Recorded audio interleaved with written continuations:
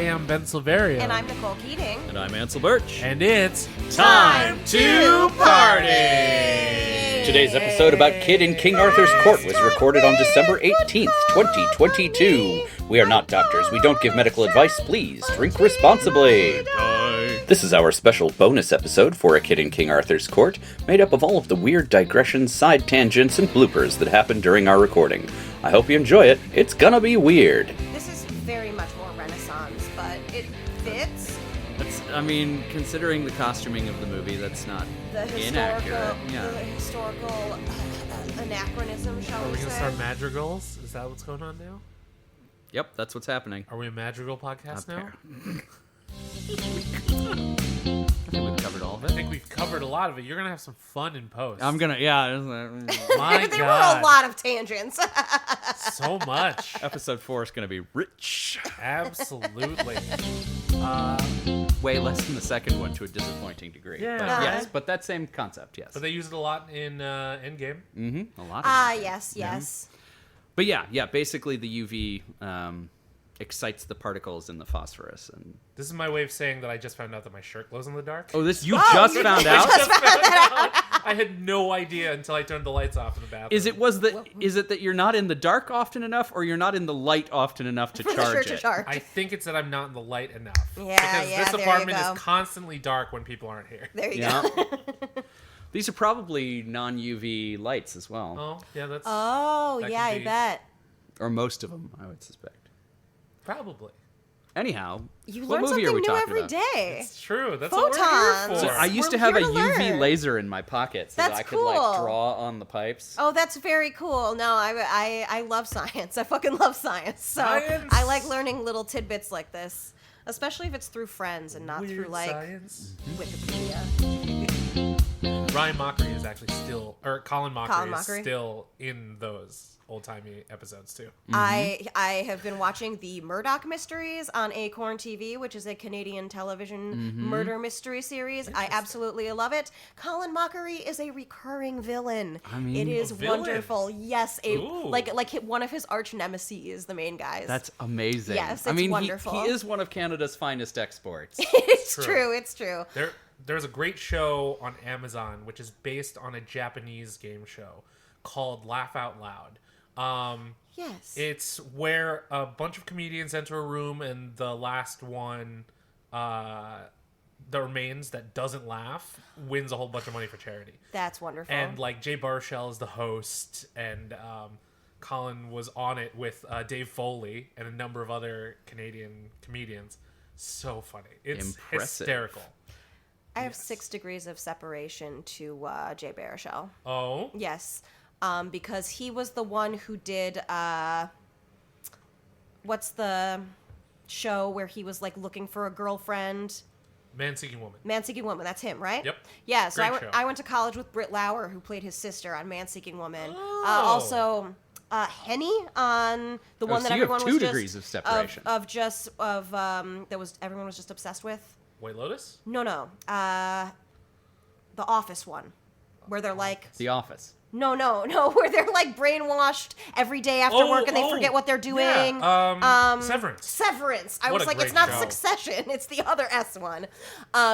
She was also on Severance. We went to college together and did a few shows together. Wow. So I've also done a lot of television and stuff. So I do have several degrees of separation from most people.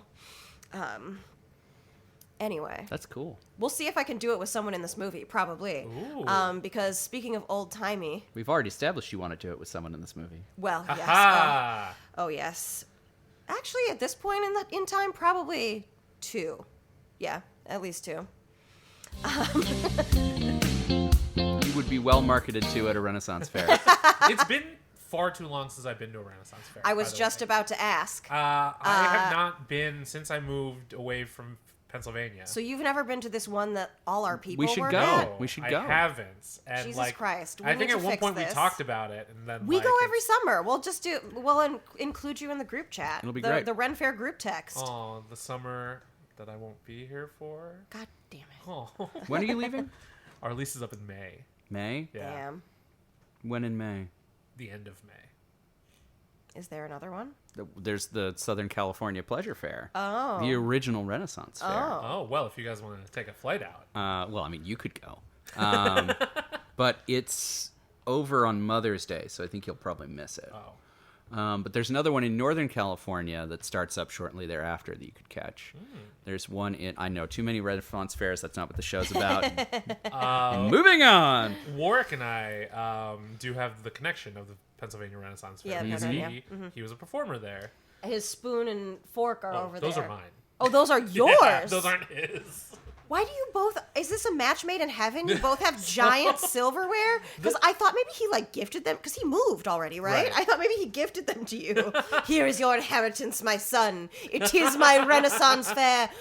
Very large fork and spoon. My giant fork and spoon come from Filipino. Oh, cool. Culture. Yes.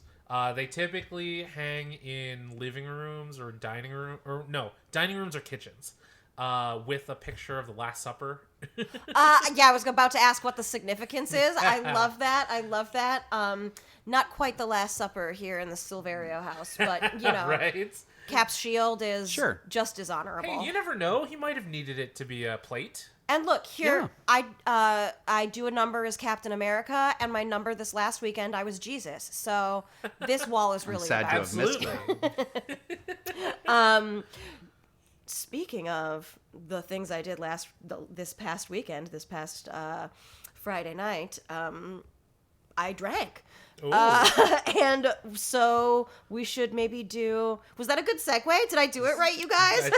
Yeah, I'll take it. I'm working on my segues, but I still feel like I'm working on my segues in the way Mitch Hedberg is working on his segues in that one Mitch Hedberg album. It's called a lance. Hello. I am really glad we're all on the same page because I believe that's also one of my notes. I mean, he is the best American-British guy. He's American? Alan Tudyk? Isn't Yeah. he? Yeah, he went to Juilliard. He did. But Brits can go to Juilliard. Sure. I guess but he is American, yes. Can confirm, have interviewed him, spoken to him directly, is American. Oh, that's so cool. Nice. Okay, I'm sorry, but I am going on Twitter tomorrow and starting the conspiracy theory that he's actually British. I mean, totally plausible. Because I did not know that until just now. It took me a long time to realize that Gary Oldman was British. Mm-hmm. He is a chameleon. Right. Yeah. But I mean, that's a compliment to Alan Tudyk, right? It really is. I mean, they have the best education in the world, I think, for theater. Sorry, Juilliard, but whatever. I learned 2 new things today. But would you learn how to make all of the animal sounds necessary to keep Disney going? That is my favorite thing because I found out he went to Juilliard in a Moana featurette. Yeah. Where he's just making chicken noises. And then he turns to the camera and goes, I went to Juilliard. Oh my god. Kooky Merlin. Speaking of Kooky Merlin. Speaking of old Disney themes, I have to talk about this documentary that I watched on YouTube because it's fucking wild. Is it about this movie? It's not about this movie. Oh, okay. I'm sorry for already going on a tangent. Yep. It's about the Disney Channel theme. The dun dun dun dun. You know, with the Did they steal that from somebody else? No, I actually don't know. We didn't really have cable growing up, so I am not as familiar with the Disney Channel as most people.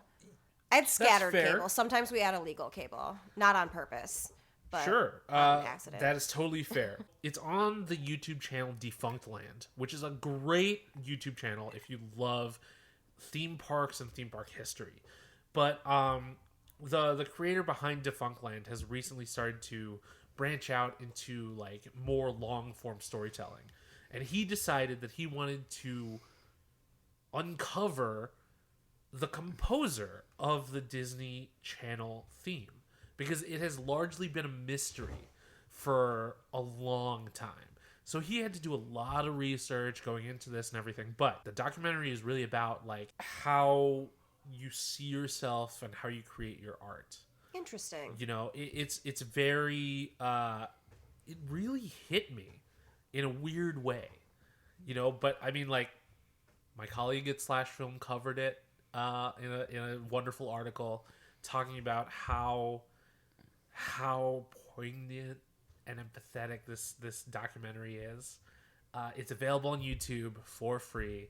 You should watch it. And even though you may not be interested in the idea of who wrote this jingle, because jingles on TV networks are a pretty common thing, right? Yeah. But this one was such a mystery that it required like Fascinating. years of research to find out who did it. And it really goes into like, what does it mean to be an artist working in the medium you want to work in? And what legacy that leaves behind. This is getting really, really deep for a podcast about a kid in King Arthur's Court. It's true, and I'm sorry. No, you fully sold me on it. Please send me the link to it on YouTube. I will absolutely send it to you. Because I understand that, like, yes, we're talking about this very micro thing, but we're also expanding out upon it to talk about this very macro thing. And Kid in King Arthur's Court sort of did the same thing in a very different way. We're talking about this micro story of this one young man, but true. truly we're talking about the coming of age of us all and magic. Okay. Yeah, my connection to the Chicago Cubs. Yes, a deep connection. I mean, me as a born and raised Philadelphian. Yes. Comes from Back to the Future. Sure. So, Truly. obviously, when 2015 rolled around and they didn't win the World Series, I was very disappointed in them. And then they won it in 2016, and I was just like, what the fuck, guys? They were a year off. They ruined it. They were a year off. But then, Marty changed time. that's exactly what I was going to bring up, because Doc Brown released a video in 2015 saying time is fluid. So things can happen later. Like, it's possible, you know? So it's not that they got it wrong. It's that, time was in flux. Yeah. And I was just like, all right, Doc, I buy that. That's fine. The whole movie is about retconning. It's true. I'm happy they addressed it. They did address I'm it. happy they addressed I will it. say the people of Back to the Future in general have been very good about They absolutely the have. legacy of Back to the Have Future. I talked about my encounter with Christopher Lloyd on the podcast yet? I don't believe you have. Oh my You god. encountered Christopher Lloyd Yes. on this podcast? Not on the podcast, but If only. if only. My god, the dream. But at New York Comic Con, at this point last year, right? Because this is coming out in 2023. Yep. Oh my god. Right. The future is now. The future is now. But at New York Comic Con last year, I decided to treat myself by buying meet and greets with Christopher Lloyd and Michael J. Fox. Oh, wow. So if you will direct your attention behind you, above the bar, you'll notice that the first two Funko Pops of Marty McFly and Doc Brown are signed. Oh, hell yeah. So I had them both sign those, and they were both very different experiences. So Michael J. Fox, understandably, has a very different system for signing stuff. Sure. With his Parkinson's, right? He wants to get everything done as soon as possible. Sure. As quickly as possible. So he has a team feeding people in and feeding him the things to sign, and you don't really get one-on-one time with Michael J. Fox, which I totally get. Sure. And I even felt bad a little bit because I was just like, fuck, he looks like he's in pain a little bit. He has good days and bad days, yeah. He has good days and bad days, right? So I was just like, fuck, I'm contributing to this whole system. And I felt really bad, but I was just like, well, if he couldn't do it, he wouldn't have signed up for New York Comic Con. Yeah, yeah. And all the money that he was earning was being donated to the Michael J. Fox Foundation. Oh, that's wonderful. So I was doing some good by getting this Funko Pop autographed. Right. And that is why he keeps doing That's it. why he keeps doing it, absolutely. Christopher Lloyd, on the other hand, was very hands-on with meeting his fans. The table was surprised. very close. You could talk to him. You can, snap a picture of him signing your stuff. And the first thing I said to him was like, Mr. Lloyd, your work in Back to the Future is one of the big reasons why I am who I am today. Thank you very much. Also, thank you for scaring the shit out of me in Who Framed Roger Rabbit. Early terrifying memory. Absolutely. Early My terrifying childhood memory. trauma Courtesy of... He absolutely was tickled by both things. And he was Wonderful. very nice. And I got that signed by him, and it was super cool. And That's such a heartwarming story. yeah, he was super nice. I love Christopher Lloyd. And the way I looked at it was like, well, it's not very often that they do cons together. Mm-hmm. And they're getting more few and far between as they get older. And Warwick was just like, yeah, you're not going to have too many more opportunities, right? And I'm like, that's a good point. So I shilled out the money and did it. And I think it was well worth it. Yeah. It was absolutely well worth it. Carpe diem, fish of the day. Absolutely. Seize the fish. Seize the fish. So let's talk about this This movie. movie? When it comes to seizing the fish, Can I ask, are you on the IMDb right now? I'm on the Wikipedia right now. I would just like to know what came first, this or Heavenly Creatures. As someone who has seen all of the Kate Winslet catalog, Heavenly Creatures involves no time travel and all murder. Therefore, we will never cover it on this show. Heavenly Creatures came out in 1994. So before. So like right before, Yeah. So probably filmed back to back almost. Good for her. One thing I'd like to note that I did not know before doing research for this podcast was that there is a sequel to this movie called A Kid in Aladdin's Palace. No, I bet Is it that's... Calvin in again? 1998 I as a bet that- direct-to-video Yeah. with Thomas Ian Nicholas reprising the role. Here's my question.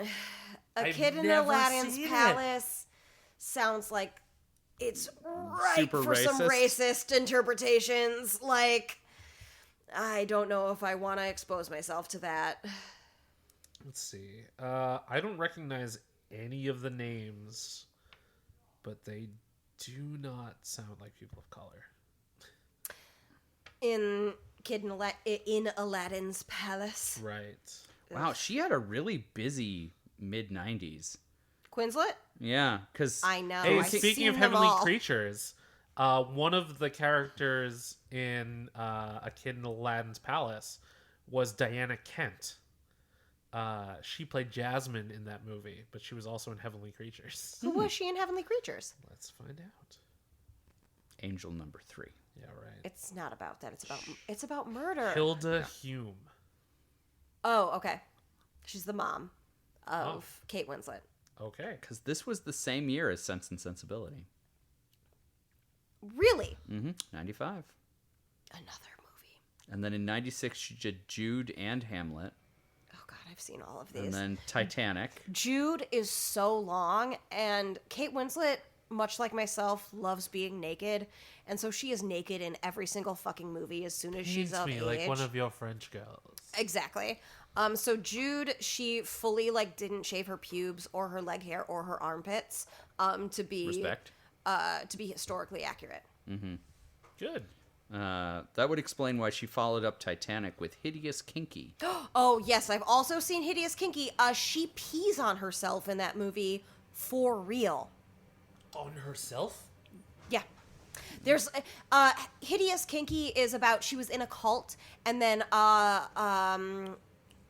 who's the one from the piano? Harvey? Guillaume? No. No, he wouldn't Probably have been not around for a Keitel. while. Harvey Keitel. It is Harvey Keitel. It is Harvey yeah. Keitel? Harvey Keitel plays a cult deprogrammer, and so she's coming out of a cult. He's deprogramming her, and at one point she's having some sort of psychological breakdown, and she pees on herself. And from what I've read, she did it for real. Oh, so she wets her pants. No, she's naked and pees on herself. Oh, okay. Yes, no. Yeah. All right. Fully nude, Huh. peeing on herself. I love this woman. She is so... She She dedicated. just can do the very traditional I'm in Sense and Sensibility, I'm in Titanic, corset curls, beauty, and then she can also be like, I'm gonna fucking piss myself for the art. She's There insane. you go. I Within love her. 3 years. Also, I saw a preview screening of Where the Wild Things Are. What was the one directed? There was another one directed by Sam Mendes. It wasn't that one. But I saw a preview screening of a movie that he did, and I bumped into him with my butt accidentally at the end of the movie screening, and I just made like a flirtatious glance with him because I was like, this is as close as I'll ever get to you. The professor was just a very, very old school academic who literally said to our class that nothing produced after 1900 had any relevance. And I was like, I fundamentally agree with this principle. I'm not going to get a good grade in this class. I love all of the material, but I'm dropping this class because I know I will get into fights with my like professor, with my TA, and I just don't want to fucking deal with it. So I just took all these weird classes, but one of the ones... You disagreed because 1700 is the real bar. 1600 is actually Easily, my cutoff. yeah. There you go. Maybe I'll give it 1650. Just to get a little bit of King James in there. Go. But no, 1650 is absolutely my cutoff. There you go. No Simpsons, no nothing. Samson's did it. But the idea that any of this English language could actually happen between all of these people is something that is so mind-boggling to me. As like you read Shakespeare, they're not talking about Shakespeare. If this did happen, like you said, it would be so many more years earlier. So many iterations of the language, yeah. So I mean, like, but that said, like, none of that is relevant. This is a fantasy movie in which Absolutely. you know, a baseball player falls through a hole in the ground, and so like that we can forgive all of it. The suspension of disbelief is strong. Exactly. Does Thomas Ian Nicholas actually play baseball? Is that why? He must. Is that why he was in both this and Rookie of the Maybe Year? Full disclosure. Thomas Ian Nicholas was a client when I worked in Hollywood. I thought you had a degree of separation. I do have a degree of separation with Thomas Ian Nicholas. Wonderful. That's funny. So when I worked in Hollywood at the Rain Management Group, he was a new client that they were bringing on. And as one of the interns, I worked his CD release show because he has a band. They're very good. They're very He's fun. multi-talented. He's very talented. The top of his IMDb bio, because I wanted to see if he was still working. The Oh, top yeah. of his bio is like he just joined like the Producers Guild or some shit. And I'm like, He also has a new movie coming up that sounds interesting. I saw this. Is it a horror? I think it is. I think it's a horror. Yeah, because I was like, oh. But the movie Maybe that got me of his most recently was that he played Walt Disney, a very young Walt Disney before he That's got right. to I Hollywood. did see that. Yeah. Opposite John Heder, who played Roy, and I was like, oh, this is a very large departure for both of them. But they did it pretty well. Tom's a super nice guy. I encountered him later in life after I worked for his agent his manager for a brief period, and he remembered me. That's nice. And he's just super nice. He was a very nice dude. He's Yeah. very talented when it comes to guitar. Baseball is just Mechanism is. American cricket. Like, Exactly. it's, I don't know what it is about that structure that just doesn't appeal to me. It is a game designed to take forever to play, so you have an excuse to get sloshed and have a picnic. Yeah, I mean, the only thing I've ever done at Wrigley Field is get sloshed. Like, No British person that I ever hung out with was like, ooh, yes, Yes, I crickets. watched the entirety of a cricket game. the Riveted to the literally, screen. That's what happens in Midsummer Murders, Murdoch Mysteries. That's what happens in British mysteries. Mm-hmm. Like, it's always cricket. Nobody in real life likes cricket. No, plenty of them like cricket, but nobody watches an entire cricket game. Like, you're present while cricket is happening. Okay. Or cricket is on, and then, you know, whoever happens to notice that they're about to score goes, ooh, and everybody goes, Cricket! and then you go back to drinking and talking. Like, there's... Again, baseball. It's You just mean- baseball, yeah. You mean baseball. Yeah. We still never determined what the other team was called, right? No idea. No idea. No idea. Viggo Mortensen is the other horse girl I would throw in. You can find us on the internet. I'm at bsilverio20 on Instagram, Twitter, Hive, Letterboxd, Carrier Pigeon. Mm-hmm. Yep. They know where to find him. Pigeons are very talented. And I mean, outside of pigeons, I didn't understand any of the social media platforms that you said outside of the major ones. I am Nicole Keating, and I am at the Fake Geek Girl on every platform. That is the Fake Geek Girl spelled like it sounds, except the I in girl is a number 1 because I'm number 1. First one. Mela means money. I'm number 1. Nice. I am at Indecisionist on Twitter and at The Indecisionist on Instagram. Special thanks to April Moralba for our podcast art and to Marlon Longid of Marlon and the Shakes for our amazing theme song. This has been an Indecisionist production. Show notes and transcripts of today's episode are available at indecisionist.com/time2party. That's time, the number 2, party. You can join the conversation by using the hashtag time2party. That is time, the number 2, party. As well as time, the number 2, party, all spelled out. Ooh, we did it, folks. We did it. We made it. We made it. Are at the end.